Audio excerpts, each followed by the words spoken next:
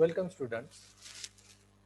Today we are going to begin with the syllabus of molecular biology proposed by the North Maharashtra University Jalgaon, in which we are going to understand various aspects of molecular biology one by one.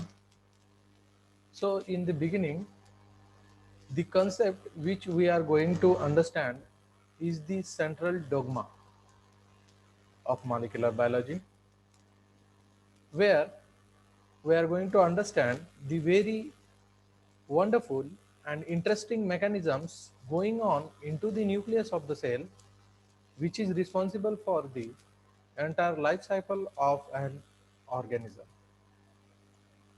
So the mechanism in which the major component of our life, which is protein, is going to be produced is called as the central dogma.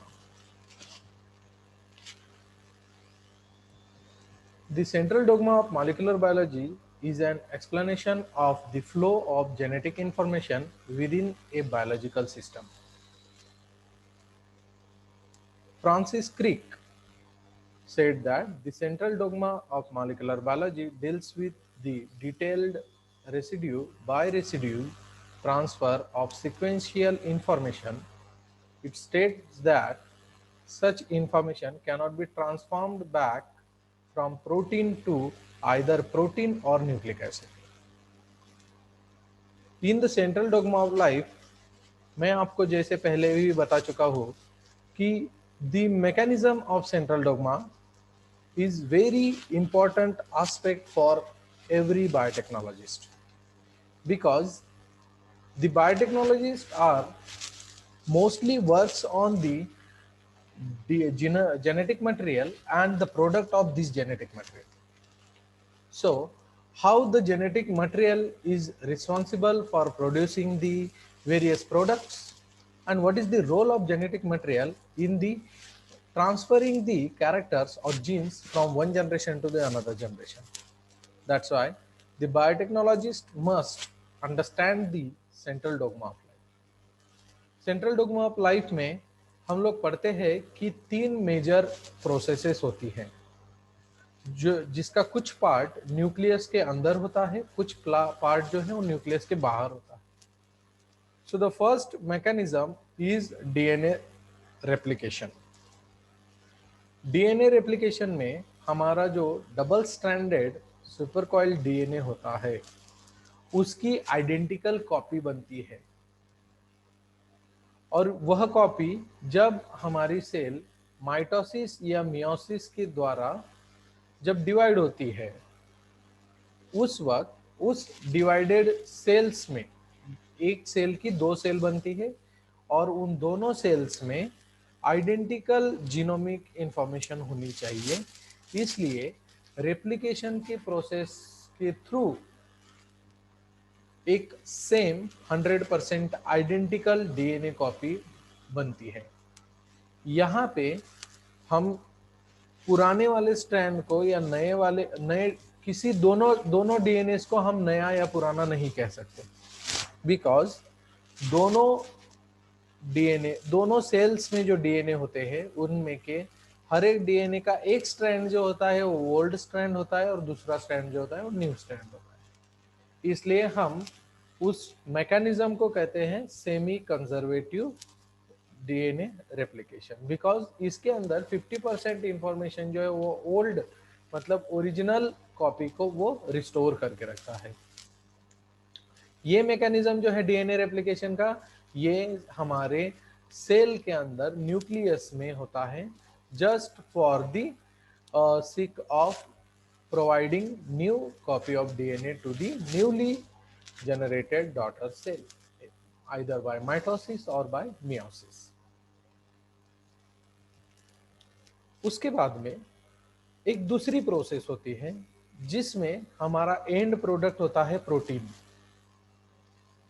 अब ये proteins जो है ये हम लोगों ने पहले भी पढ़ा है कि proteins are the major catalytic units of our body. हमारी बॉडी के अंदर जितने भी मेटाबॉलिक एक्टिविटीज होती हैं उन सारी एक्टिविटीज में प्रोटीन्स का इन्वॉल्वमेंट ज्यादा से ज्यादा होता है। प्रोटीन जो है वहां पे मेन फैक्टर का रोल अदा करते हैं। अब ये प्रोटीन आपके एंजाइम्स हो सकते हैं, आपके हार्मोन्स हो सकते हैं, या एंटीबॉडीज हो सकती है। तरह तरह के अलग अलग प्रकार है प्रोटीन्स के, लेकिन उन प्रोटीन्स का जो प्रोडक्शन है वो बहुत ही इंपॉर्टेंट मैकेनिज्म है हमारी सेलुलर लाइफ का।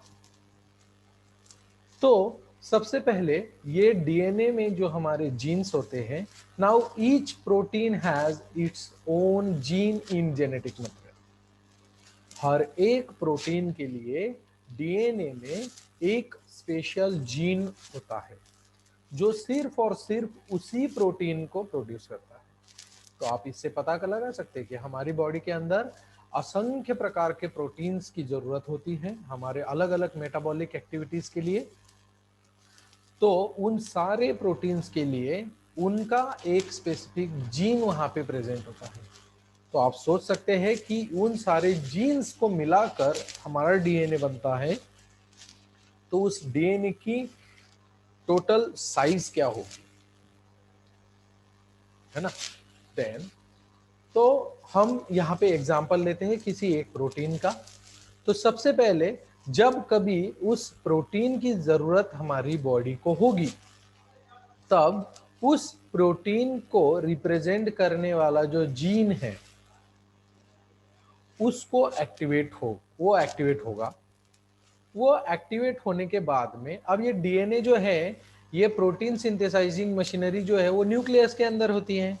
अब सॉरी, न्यूक्लियस के बाहर होती है, और डीएनए जो है वो हमारा न्यूक्लियस के अंदर होता है। तो अब ये पूरा का पूरा डीएनए न्यूक्लियस के बाहर तो नहीं जा सकता है, तो इसलिए उस डीएनए के अंदर उस प्रोटीन को प्रेजेंट करने वाला जो जीन है, सिर्फ उतनी ही इंफॉर्मेशन हमारी न्यूक्लियस के बाहर आती है। तो वो जो प्रोसेस होती है सिर्फ उतने जीन की इंफॉर्मेशन को ट्रांसक्राइब करने की, उस प्रोसेस का नाम है ट्रांसक्रिप्शन। ट्रांसक्रिप्शन में क्या होता है कि वो डीएनए के अंदर जीन जो होता है, उस जीन में जो प्रोटीन के रिलेटेड इंफॉर्मेशन है, प्रोटीन को बनाने की इंफॉर्मेशन है, उस इंफॉर्मेशन को एमआरएनए के रूप में ट्रांसक्राइब किया जाता है, और उसमें जो एंजाइम काम आता है उसका नाम है आरएनए पॉलीमरेज। अब यह एमआरएनए जो है वो न्यूक्लियस के अंदर उसका मॉडिफिकेशन होता है, और प्री मैच्योर एमआरएनए का कन्वर्जन होता है मैच्योर एमआरएनए के अंदर। अब यह एमआरएनए न्यूक्लियस में से बाहर निकलेगा और एंडोप्लाज्मिक रेटिक्यूलम में एंटर करेगा। एंडोप्लाज्मिक रेटिकुलम में इस एमआरएनए के ऊपर प्रोसेसिंग होगी, उस प्रोसेस का नाम है ट्रांसलेशन। और उस ट्रांसलेशन में इस एमआरएनए के ऊपर जो डीएनए के पास से इंफॉर्मेशन मिली है, उस इंफॉर्मेशन का रूपांतरण किया जाएगा प्रोटीन में, और जो न्यूक्लियोटाइड्स है उनकी जगह अब प्रोटीन में लग जाएंगे amino acids. So it is very interesting mechanism जो हम डिटेल में पढ़ने वाले हैं। फिलहाल आप सेंट्रल डोग्मा ऑफ लाइफ को सिर्फ इसी तरह से याद रखना है आपको कि there are two major mechanisms in central dogma of life. First is the replication of DNA, and then the process of protein synthesis, in which there are two steps. In first step, the DNA will be transcribed into an RNA, and then later the RNA will be translated into the protein. और इस तरीके से यह protein हमारा generate होता है, और फिर एंडोप्लाज्मिक रेटिकुलम में से निकलकर ये प्रोटीन वापस गोल्गी कॉम्प्लेक्स में जाता है। गोल्गी कॉम्प्लेक्स में जाने के बाद यह प्रोटीन, इस प्रोटीन का मॉडिफिकेशन होता है, और जहां कहीं पे इस प्रोटीन की जरूरत होगी वहां पे इसको पहुंचाया जाता है। तो आप ऐसे समझ लीजिए कि डीएनए मतलब आपका एक लाइब्रेरी है और इसके अंदर बहुत सारी किताबें हैं। ठीक है, अब वो किताब मतलब आप ऐसे समझ लीजिए कि वो जीन है, आपका एक जीन, एंड ऐसे बहुत सारे जीन्स को मिला के एक लाइब्रेरी, एक डीएनए बना है। जिस तरीके से बहुत सारी किताबों को मिला के एक लाइब्रेरी बनती है। Now the library is a nucleus, consider. अगर लाइब्रेरी एक न्यूक्लियस है और जो किताबें हैं वह उसका एक जीन है, तो हम लाइब्रेरी में से उस किताब को बाहर नहीं ले जा पा रहे हैं। ठीक है, लाइब्रेरी में से हमें किताब बाहर ले जाने की अनुमति नहीं है। उस केस में हम क्या करते हैं, हम उस किताब के अंदर की जो जानकारी है, सिर्फ उतनी जानकारी को हम फोटो खींच के या उसका जेरोक्स बना के या कोई और जरिया होगा, उसकी मदद से हम उस जानकारी को ट्रांसक्राइब करते हैं। अब अगर आप किसी किताब का फोटो निकालते हैं, तो उस किताब का जो फोटो निकाला हुआ है वो फोटो आपका एग्जैक्टली रिप्रेजेंट करता है उस किताब को। लेकिन फिजिकली अगर देखने जाए तो उस किताब में और उस फोटो में काफी अंतर है, वो सेम नहीं कह पाएंगे। मतलब क्या कि उस फोटो पे से आपको उस किताब की पूरी जानकारी मिल रही है, लेकिन वो फोटो उस किताब, वो फोटो मतलब वो किताब नहीं है, लेकिन आपको जो जानकारी चाहिए वो मिल रही है। उसी तरीके से हमारे डीएनए के अंदर जो जीन्स होते हैं उनकी एक पर्ची बनती है, या उनको हम ट्रांसक्राइब करते हैं एमआरएनए के फॉर्म में with the help of RNA polymerase. और फिर सिर्फ उतना ही एमआरएनए न्यूक्लियस से बाहर निकलता है, पूरी किताब नहीं।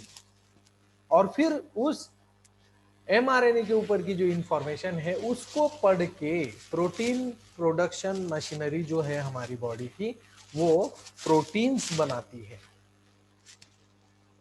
ठीक है, इस तरीके से हमारी सेलुलर लाइफ में दो मेजर मैकेनिज्म्स है, एक आपका डीएनए पॉलीमराइजेशन और रेप्लिकेशन, और दूसरा आपका protein synthesis with the help of transcription and translation. I hope आप लोगों को ये चीज समझ में आई होगी।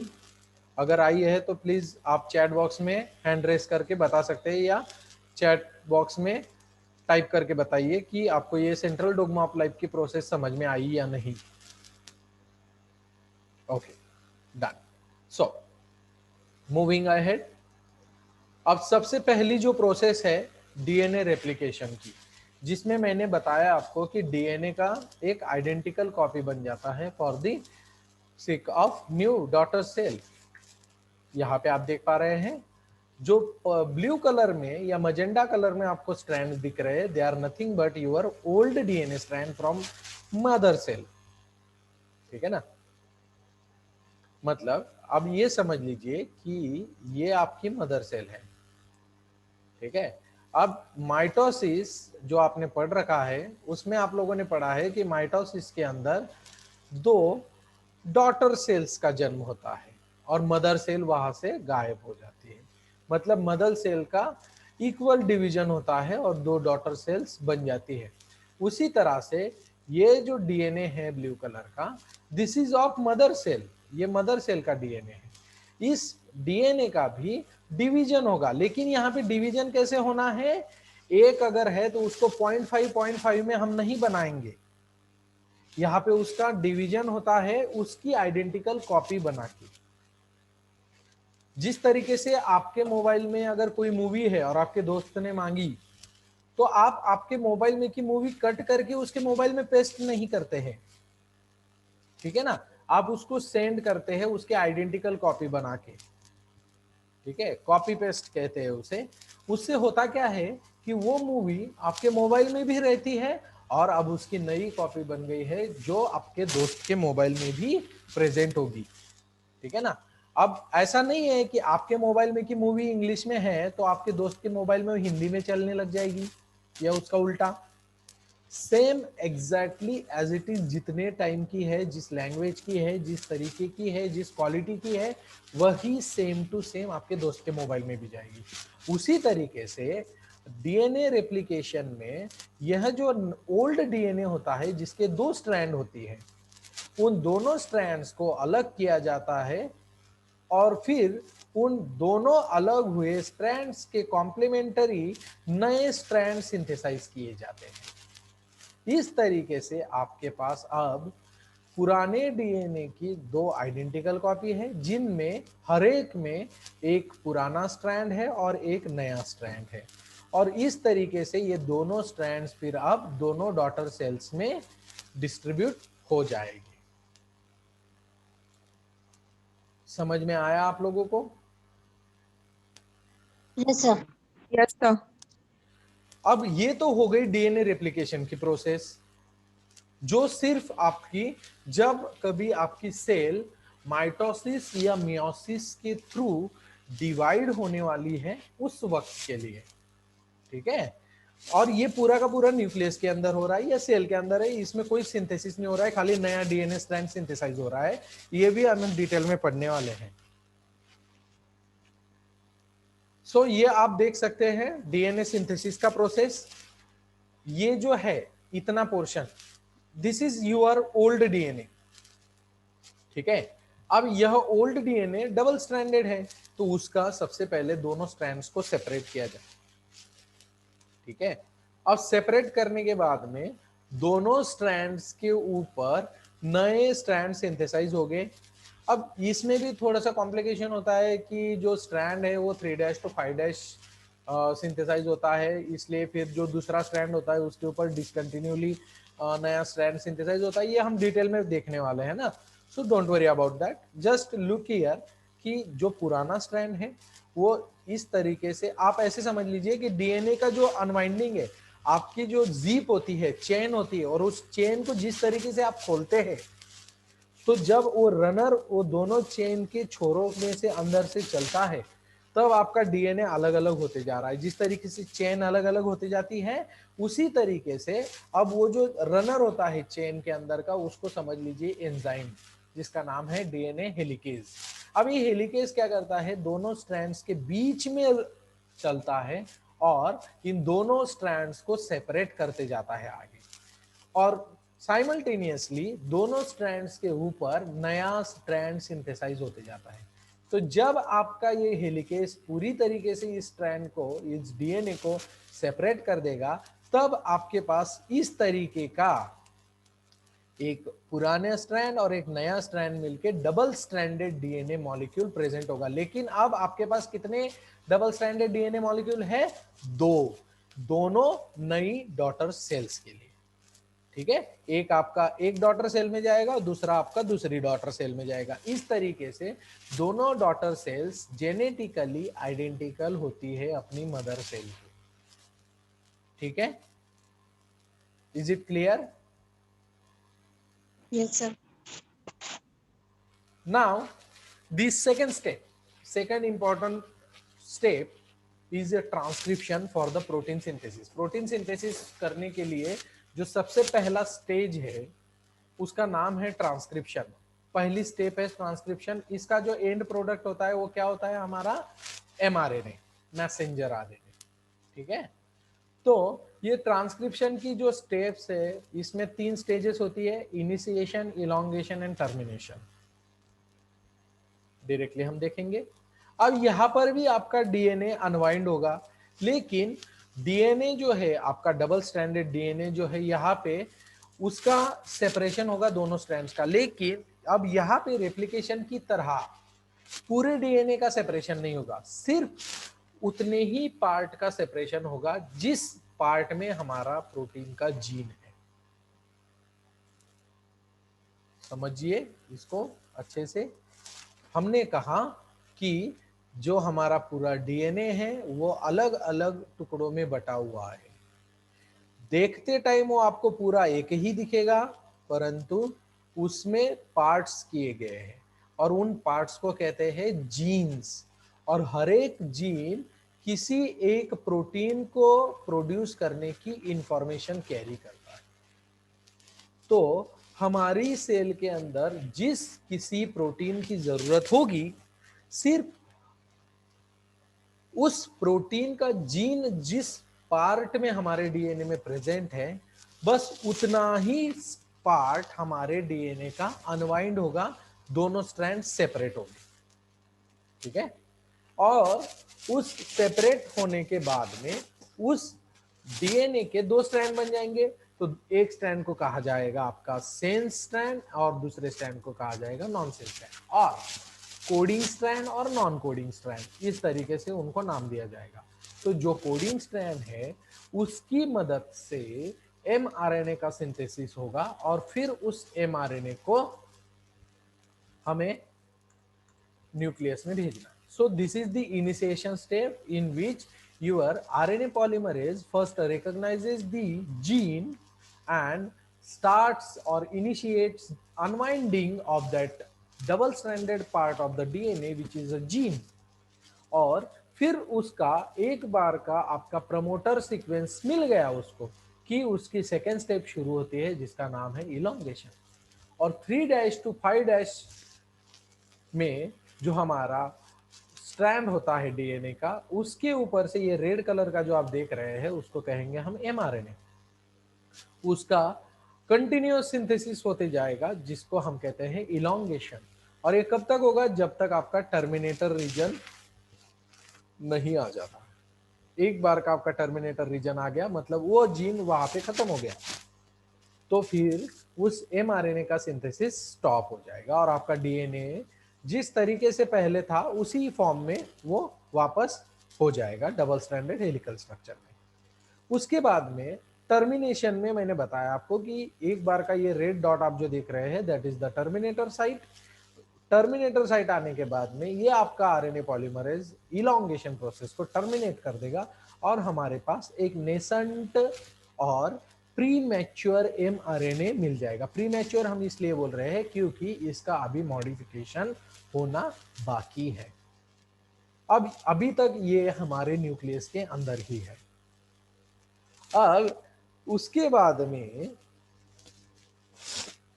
अब ये यूकैरियोटिक और प्रोकैरियोटिक ट्रांसक्रिप्शन दिखाया गया है, ये हम डिटेल में पढ़ने ही वाले हैं हमारे आने वाले लेक्चर्स में। तो ये तो सिर्फ आपको ब्रीफ इंफॉर्मेशन है, सो डोंट वरी।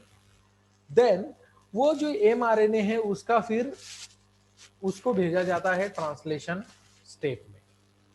अब ट्रांसलेशन स्टेप में भी आप सबसे पहले तो क्या होगा कि वो जो एमआरएनए है उस एमआरएनए का मॉडिफिकेशन होगा और उसको प्री मैच्योर एमआरएनए के फॉर्म में से कन्वर्ट किया जाता है मैच्योर एमआरएनए में। ठीक है, अब वहां पे भी उसका मॉडिफिकेशन है, पॉली ए टेलिंग है, एक्सॉन इंट्रॉन स्प्लाइसिंग है, ये हम डिटेल में पढ़ने वाले हैं। बस आप एक ऊपर ऊपर जानकारी रखिए कि ट्रांसक्रिप्शन के बाद में एमआरएनए जो मिलता है वह प्री मैच्योर एमआरएनए होता है और उसका फिर पोस्ट ट्रांसक्रिप्शनल मॉडिफिकेशन नाम की प्रोसेस होती है, उसके अंदर उस एमआरएनए को मॉडिफाई किया जाता है और उसका बन जाता है मैच्योर एमआरएनए। और वह मैच्योर एमआरएनए फिर भेज दिया जाता है ट्रांसलेशन मशीनरी के पास जो न्यूक्लियस के बाहर एंडोप्लाज्मिक रेटिकुलम में होता है। वहां पे क्या होता है वो देखते हैं। अब यह जो नीचे आप देख पा रहे हैं ये वाला, this is your mRNA and the T like structure you are able to see here is your tRNA. Okay, so mRNA, tRNA, and one more RNA will come here which is called rRNA or ribosomal RNA. अब ये तीन RNAs की मदद से हमारे protein molecule बनते हैं। Now protein molecules are made up of amino acids and each amino acid have its own triplet code. यहाँ पे आप देख पा रहे हैं AUGC एंड लाइक दैट। तो ये ट्रिपलेट कोड क्या होते हैं? सबसे पहले हम देखते हैं कि हमारा जो डीएनए है वो आपका 4 न्यूक्लियोटाइड बेसिस से बना हुआ है, arginine, guanine, cytosine and thymine. लेकिन जब हमारा डीएनए का ट्रांसक्रिप्शन होता है आरएनए में उस वक्त एडेनिन गुआनिन साइटोसिन तो वही रहता है, लेकिन थाइमिन की जगह पे न्यूक्लियोटाइड रिप्लेस हो जाता है और वो होता है हमारा यूरासिल, जो हमने यू से बताया ना। यह जो सीक्वेंस होती है, अब suppose we have A T G C T C C T, sorry, A T G G T T T C C C A, this is your DNA. Suppose gene, यह आपका कोई एक जीन है, तो मैंने जिस तरीके से बताया उस तरीके से हम अगर इसका, सॉरी,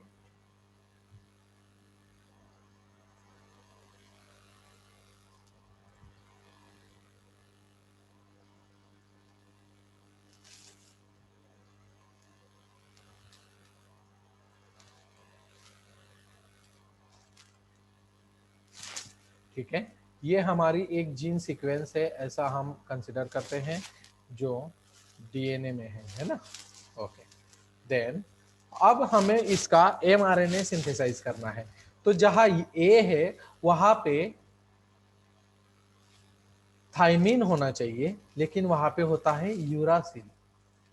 फिर थाइमिन को बाइंड करेगा हमारा adenine as per our rule, guanine को साइटोसिन, साइटोसिन को गुआनाइन, गुआनाइन को साइटोसिन, थाइमाइन को बाइंड करेगा हमारा एडिनाइन, वापस गुआनाइन साइटोसिन, थाइमिन को एडिनाइन, एडिनाइन को यूरासिल, साइटोसिन को गुआनाइन, थाइमिन को एडिनाइन, गुआनाइन को साइटोसिन, साइटोसिन को गुआनाइन एंड एडिनाइन को यूरासिल।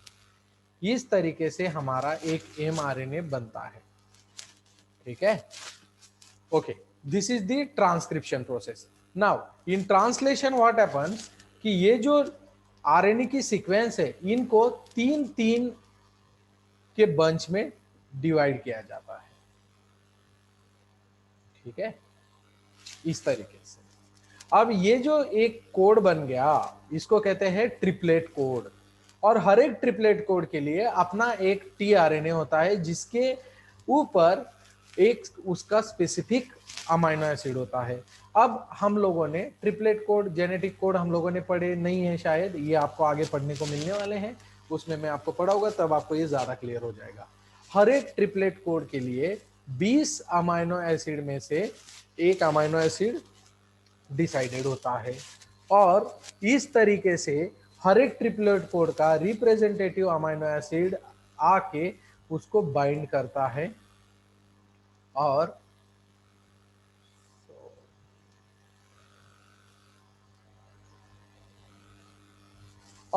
इस तरीके से हमारा प्रोटीन मॉलिक्यूल बनता है। अब यहाँ पे ये जो एमआरएनए बनाया है, उसमें आप देख सकते हैं कि 1 2 3 4 5 6 6 अमाइनो एसिड्स यहाँ पे एक दूसरे को बाइंड करेंगे, और फिर 6 अमाइनो एसिड का हमें यहाँ पे पॉलीपेप्टाइड चेन मिल जाएगी। ये हम डिटेल में देखने वाले हैं। सो दिस आर दी टीआरएनएज, और यहाँ पे आप देख पा रहे हैं कि सबसे पहला अमाइनो एसिड जो है वो AUG जो है उसको कोड कर रहा है methionine.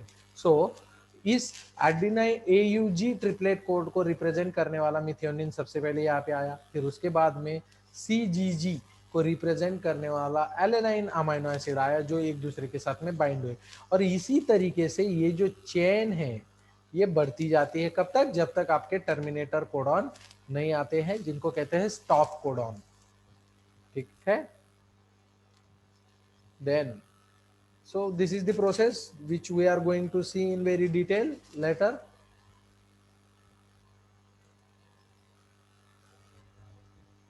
So this was the process of protein synthesis. Okay, now, okay, this part is going to be discussed later, so I don't want you to be more confused. So आप लोग जो है central dogma of life, और जिसके अंदर जो मैंने processes बताई, दिस की रेप्लिकेशन, ये पहली प्रोसेस है,